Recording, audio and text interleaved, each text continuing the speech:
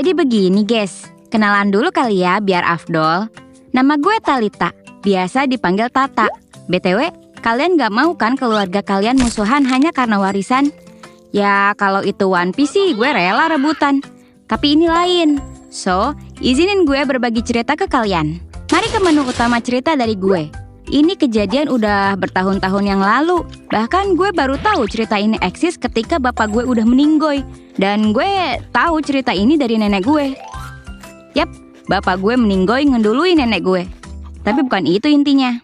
FYI, nenek gue adalah anak pertama dari 2 bersaudara. Keluarganya keluarga terpandang sejak zaman Belanda dulu.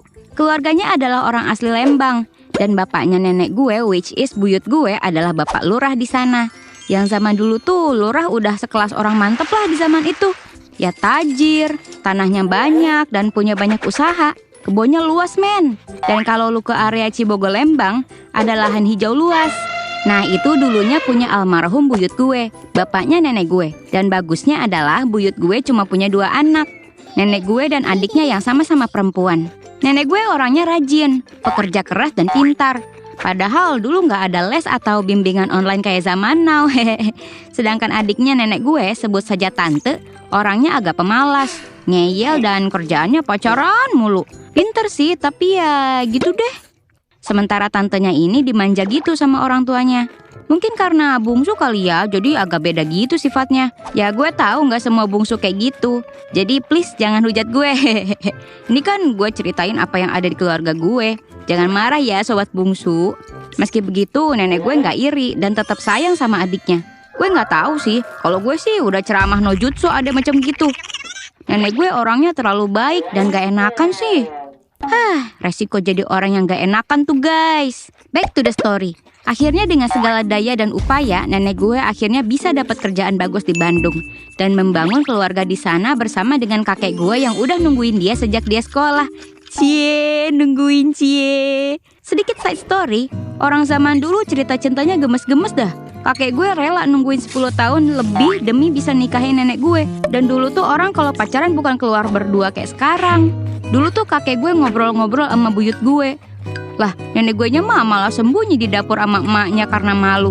Katanya ada si Akang. Jadi intinya kakek gue ngambil hati buyut gue dulu. Baru kalau dapat restu, dia deketin nenek gue. Kayaknya di zaman segitu dulu belum ada tuh cegil-cegil gak jelas kayak sekarang. So, bagaikan seorang visioner, buyut gue udah nulis surat wasiat buat anak-anaknya supaya nggak berantem. Apalagi sampai adu domain expansion. Singkat cerita, setelah bertahun-tahun, akhirnya semua anak buyut gue udah berkeluarga. Dan mulailah buyut gue bagi-bagiin giveaway. Maksudnya warisan ke anak-anaknya. Buyut gue tulis secara detail mana aja buat nenek gue dan mana yang buat si tante. Nenek gue kebagian rumah dan kebun yang letaknya masuk gang.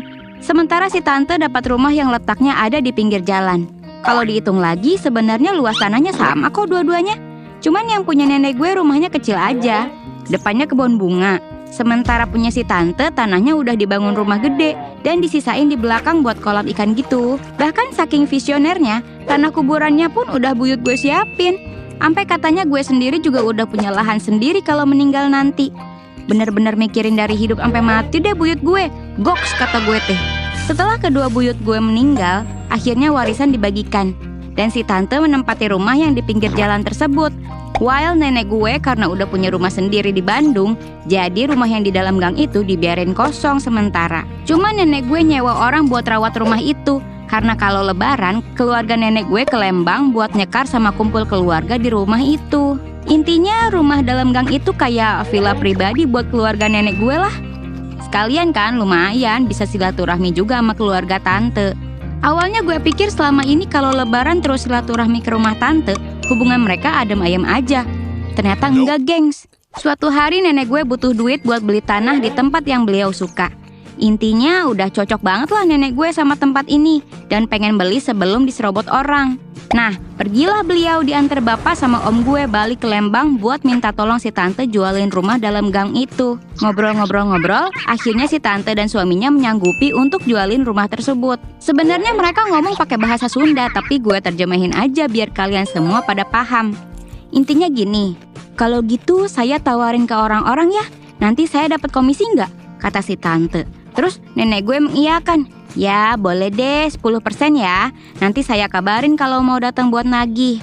Akhirnya deal tuh. Selang beberapa lama, akhirnya ada yang tertarik dengan rumah itu dan si tante nawarin harga yang sebelumnya udah didealkan oleh tante dan nenek gue. Sampai suatu ketika, nenek gue sama si tante ada cekcok. Uang yang diterima nenek gue kurang dari deal yang mereka sepakati. Si tante bilang, "Loh, kan saya ngambil komisi 10% dari harga yang teteh tawarin. Dan sisanya 15 lagi mau dibayarin bulan depan," kata si tante. Nenek gue karena udah kepalang kesal akhirnya bilang, "Ya udah deh, sisanya buatmu aja." Lalu nenek gue pulang bareng bapak gue yang nganterin beliau waktu itu. Nah, pas di jalan, nenek gue mikir-mikir lagi tentang uangnya. Rumah yang dijual itu, nenek gue tawarin 500 juta.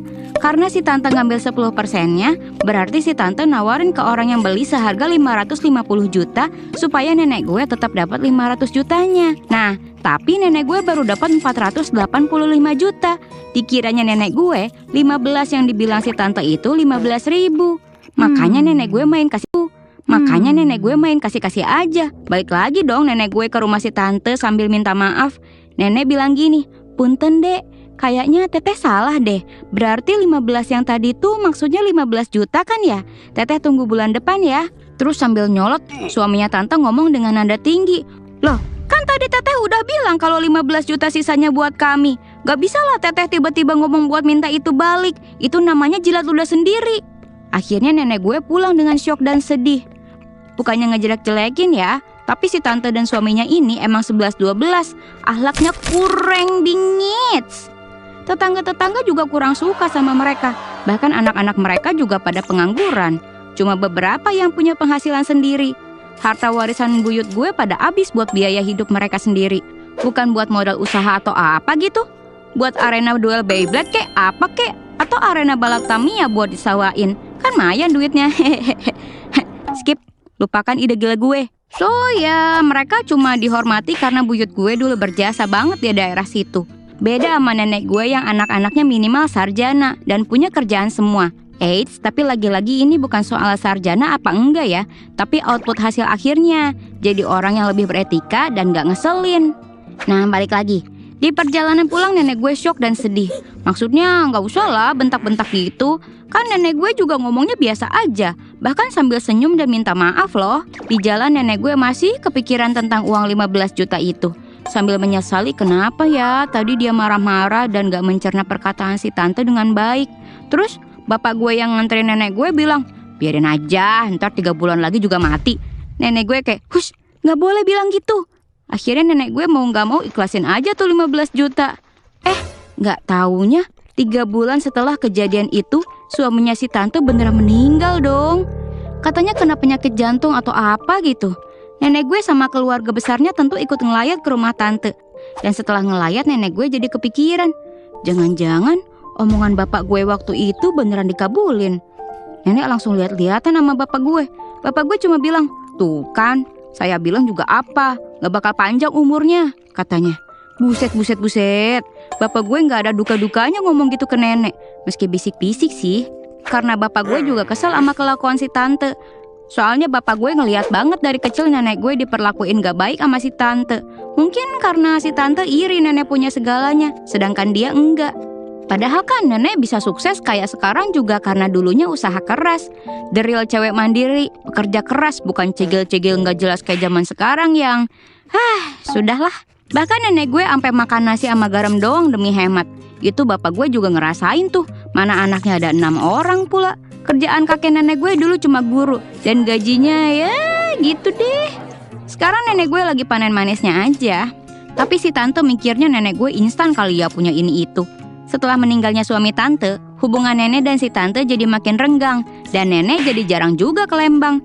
Karena ya keluarganya udah di Bandung semua. Paling setahun bisa dihitung jari lah berapa kali ke Lembang buat nyekar.